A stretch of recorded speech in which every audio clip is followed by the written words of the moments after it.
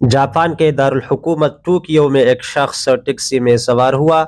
زبان نہ آنے کی وجہ سے زیادہ بات تو نہ کر سکا، بس اس انسٹیٹیوٹ کا نام لیا جہاں اسے جانا تھا۔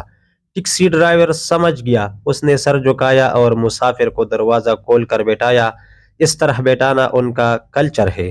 سفر کا آغاز ہوا تو ٹیکسی ڈرائیور نے میٹر آن کیا، تھوڑی دیر کے بعد بند کر دیا اور پھر تھوڑی دیر کے بعد دوبارہ آن کر دیا۔ مسافر حیران تھا مگر زبان نہ آنے کی وجہ سے چپ رہا۔ جب انسٹیٹیوٹ پہنچا تو استقبال کرنے والوں سے کہنے لگا، پہلے تو آپ اس ٹیکسی ڈرائیور سے یہ پوچھے کہ اس نے دوران سفر کچھ دیر گاڑی کا میٹر کیوں بند رکھا۔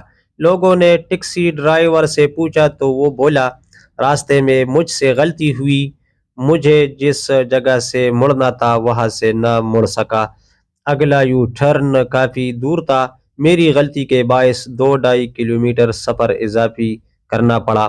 اس دوران میں نے گاڑی کا میٹر بند رکھا، جو مسافت میں نے اپنی غلطی سے بڑھائی، اس کے پیسے میں مسافر سے نہیں لے سکتا۔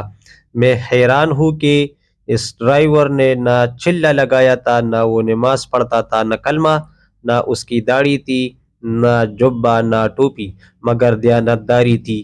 ہماری پاس سب کچھ ہے مگر دیانتداری نہیں ہے۔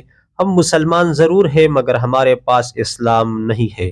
اسلام پگڑی، کرتے پاجامے اور داڑھی کا صرف نام نہیں، بلکہ اسلام سچ بولنے، صحیح ناپ تولنے کا نام ہے۔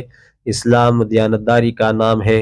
آئیے اب ہم اپنا موازنہ کر لیتے ہیں۔ ویڈیو پسند آئے تو اسے لائک کریں اور چینل کو سبسکرائب کریں۔